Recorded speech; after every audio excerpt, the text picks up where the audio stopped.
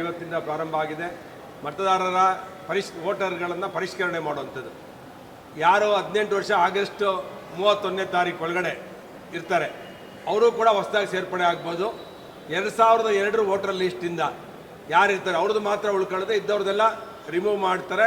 ಆಮೇಲೆ ಇವತ್ತು ಒಂದು ವೋಟರ್ಸ್ನ ಸೇರಿಸೋದಕ್ಕೆ ಮನೆಗೆ ಹೋಗಿ BLOಗಳು ಶಿಕ್ಷಕರನ್ನ ಯಾರನ್ನ ಅಪಾಯಿಂಟ್ ಮಾಡಿದ್ದಾರೆ ಅವರು ಇವತ್ತು ಮನೆಗೆ ಹೋಗಿ ಫಾರ್ಮ್ಸ್ ಕೊಡ್ತಾರೆ. ನಿಮ್ಮ ಹೆಸರುಗಳನ್ನು ಸೇರ್ಪಡೆ ಮಾಡಿಸ್ಕೊಳ್ಳಿ, ನಿಮ್ಮ ಅಡ್ರೆಸ್ಸು ವಿಳಾಸ ಒಂದು ಭಾವಚಿತ್ರ ಫೋಟೋವನ್ನು ಕೊಟ್ಟು ನೋಂದಣಿ ಮಾಡ್ಕೊಳ್ಳಿ ಅಂತ ಕೊಡ್ತಾರೆ. ನಾನು ಎಲ್ರಿಗೂ ವಿನಂತಿ ಮಾಡ್ತೇನೆ, ತುಮಕೂರು ಗ್ರಾಮಾಂತರ ವಿಧಾನಸಭಾ ಕ್ಷೇತ್ರ ಮತ್ತು ಇಡೀ ರಾಜ್ಯದ ಜನತೆಗೆ ಇದರಲ್ಲಿ ಭಾಗವಹಿಸಿ. ಇದರಲ್ಲಿ ಏನೋ ಇರೋರು ಓಟ್ನ ತೆಗಿಸ್ಬೇಕು ಅನ್ನೋದು ಕಾಂಗ್ರೆಸ್ನವ್ರು ಅಪಪ್ರಚಾರ ಮಾಡ್ತಾರೆ.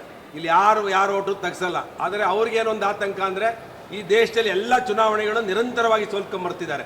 ಆ ಸೋಲೋ ಅಂತ ಒಂದು ಏನು ಅವ್ರ ಮೇಲೆ ಇದೆ, ಜನ ತಿರಸ್ಕಾರ ಮಾಡಿದ್ದಾರೆ.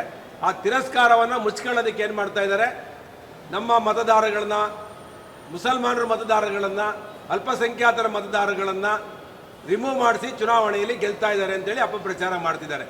ದೇಶದಲ್ಲಿ ಯಾವೊಬ್ಬ ಮತದಾರರ ಹೆಸರುಗಳನ್ನು ಭಾರತೀಯ ಜನತಾ ಪಕ್ಷ ಆಗಲಿ, election commission is independent body. ಸ್ವಾತಂತ್ರ್ಯ ಬಂದು 78ನೇ 79ನೇ ವರ್ಷಕ್ಕೆ ನಾವು ಕಾಲಿಟ್ಟಿದ್ದೇವೆ. 60 ವರ್ಷ ಈ ದೇಶ ಆಳಿದವರು ಕಾಂಗ್ರೆಸ್ನವರು. 50-60 ವರ್ಷ ಪ್ರಧಾನಮಂತ್ರಿಗಳಾಗಿದ್ದವರು, ಮುಖ್ಯಮಂತ್ರಿಗಳಾಗಿದ್ದವರು ಕಾಂಗ್ರೆಸ್ ಪಕ್ಷದವರು. ಅವತ್ತು ಎಲೆಕ್ಷನ್ ಕಮಿಷನ್ ಸರಿಗಿತ್ತು. ಇವತ್ತು ಮೋದಿಯವರು 3 ಬಾರಿ ಪ್ರಧಾನಮಂತ್ರಿ ಆದಮೇಲೆ ನಿರಂತರವಾಗಿ ಗೆಲುವನ್ನು ಪಡಿತಾ ಇರೋದ್ರಿಂದ ಭಾರತೀಯ ಜನತಾ ಪಕ್ಷ 22 ರಾಜ್ಯಗಳಲ್ಲಿ ಆಡಳಿತವನ್ನು ನಡೆಸ್ತಿರೋದ್ರಿಂದ ನಮ್ಮ ಮೇಲೆ ಅಪಪ್ರಚಾರಗಳನ್ನು ಮಾಡುವಂಥದ್ದು. ಇವರು ಚುನಾವಣೆ ಗೆಲ್ಲದೆ ವೋಟರ್ ಲಿಸ್ಟ್ನ ಕಿತ್ತಾಕ್ಸಿ ಅಂತ. ಇವತ್ತು ಕರ್ನಾಟಕದಲ್ಲಿ ನಾನು ಹೇಳ್ತಾ ಇದ್ದೇನೆ, ಇಡೀ ರಿವ್ಯೂ ಆದರೂ ಕೂಡ 2% ಇಲ್ಲಿ ಬಾಂಗ್ಲಾದೇಶದಲ್ಲಿ ಬಂದಿರುವಂಥ ಮುಸಲ್ಮಾನರು ಅಸ್ಸಾಮಲ್ಲಿದ್ದರು, ಬಿಹಾರಲ್ಲಿದ್ದರು, ವೆಸ್ಟ್ ಬೆಂಗಾಲಲ್ಲಿದ್ದರು. ಅವ್ರನ್ನೆಲ್ಲವನ್ನ ತೆರವುಗೆಡಿಸುವಂಥ ಒಂದು ಕೆಲಸವನ್ನು ನಮ್ಮ ಸರ್ಕಾರ, ಮೋದಿ ಸರ್ಕಾರ ಮಾಡಿದೆ.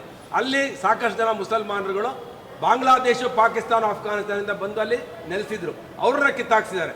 ಅದನ್ನು ತಡ್ಕೊಳ್ಳೋಕ್ಕಾಗ್ದಲೇ ಇಡೀ ದೇಶದಲ್ಲಿ ಮುಸಲ್ಮಾನರನ್ನ ಕಿತ್ತಾಕ್ತಾರೆ ಅಂತೇಳಿ ಅಪಪ್ರಚಾರವನ್ನು ಕಾಂಗ್ರೆಸ್ ಪಕ್ಷ ಇವತ್ತು ಮಾಡ್ತಾ ಇದೆ.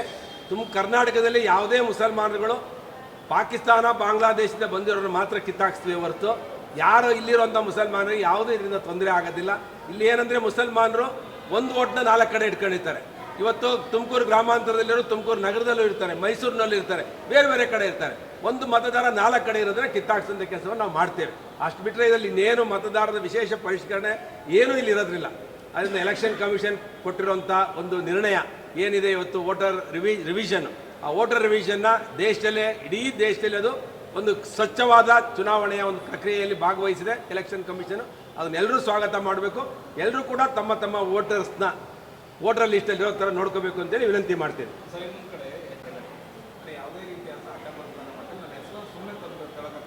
ಎಲ್ಲ ಬಿಜೆಪಿ ಶಾಸಕರು ಒಂದು ರೀತಿಯ ಭಯ ಶುರುವಾಗಿದೆ. ಎಲ್ಲ ಹೆಸರು ತಡ್ಕೋಂಥ ಪ್ರಯತ್ನವನ್ನು ಮಾಡ್ತಿದ್ದಾರೆ.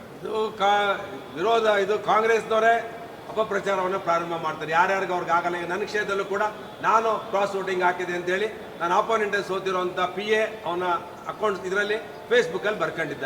ಅದಕ್ಕೆ ನನಗೇನು ವಿಚಲಿತ ಆಗಲಿಲ್ಲ. ನಾನು ಪ್ರಾಮಾಣಿಕವಾಗಿರೋರು ಯಾವ ದೇವಸ್ಥಾನನೂ ಬೇಕಿಲ್ಲ. ಅದು ಪಕ್ಷದವ್ರಿಗೂ ಗೊತ್ತಿರುತ್ತೆ.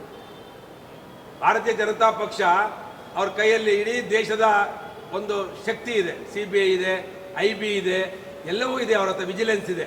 ಆದರೆ ಯಾರು ಕಳ್ತನ ಮಾಡಿದ್ದಾನೆ, ಯಾರು ವೋಟ್ ಕ್ರಾಸ್ ಮಾಡಿದ್ದಾನೆ ಅಂತ ಪಾರ್ಟಿಗೆ ಗೊತ್ತಿದೆ. ಪಾರ್ಟಿ ಕರೆಕ್ಟ್ ಟೈಮಲ್ಲಿ ಅವನ್ನ ಕಿಕ್ಔಟ್ ಮಾಡುತ್ತೆ. ಪಾರ್ಟಿ ಯಾರನ್ನೂ ಇಲ್ಲಿ ಬಿಡಲ್ಲ. ಪಕ್ಷದ್ರೋಹಿಗಳನ್ನು, ತಾಯಿಗೆ ವಿಶ್ವಾಸ ದ್ರೋಹ ಮಾಡುವಂಥವನ್ನ ಟಿಕೆಟ್ ಪಾರ್ಟಿಯಿಂದ ತಗೊಂಡು ಪಾರ್ಟಿಗೆ ಚೂರಿ ಹಾಕೋವನ್ನ ಎಲ್ಲಿದ್ರೂ ಬಿಡಲ್ಲ ಭಾರತೀಯ ಜನತಾ ಪಕ್ಷ. ನಮ್ಮ ಅಮಿತ್ ಶಾ ಅವರು, ಮೋದಿಯವರು, ಈಗಿರುವಂಥ ರಾಷ್ಟ್ರೀಯ ಅಧ್ಯಕ್ಷರು ಇವರು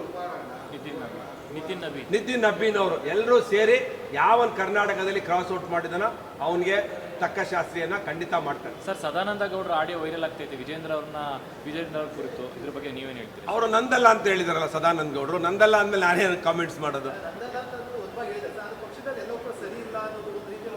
ಸರಿ ಹೋಗುತ್ತೆ. ಇನ್ನೊಂದು 2 ತಿಂಗಳಲ್ಲಿ ಈ MLC ಚುನಾವಣೆನೇ ನಮಗೊಂದು ಟರ್ನಿಂಗ್ ಪಾಯಿಂಟ್ ಅದು BJP. ಅಂದರೆ ಇಲ್ಲಿ ಕ್ರಾಸ್ ವೋಟಿಂಗ್ ಮಾಡಿದಂಥದ್ದೇ ನಮಗೊಂದು ಟರ್ನಿಂಗ್ ಪಾಯಿಂಟ್ ಅದು ಪಾರ್ಟಿಗೆ. ಅದರಿಂದ party central parliamentary committee will take A strong decision. ತುಂಬ ಒಂದು ಗಟ್ಟಿಯಾದ ನಿರ್ಧಾರವನ್ನು ತಗೊಳುತ್ತೆ, ಒಂದು ಘೋರವಾದ ನಿರ್ಧಾರವನ್ನು ತಗೊಳುತ್ತೆ.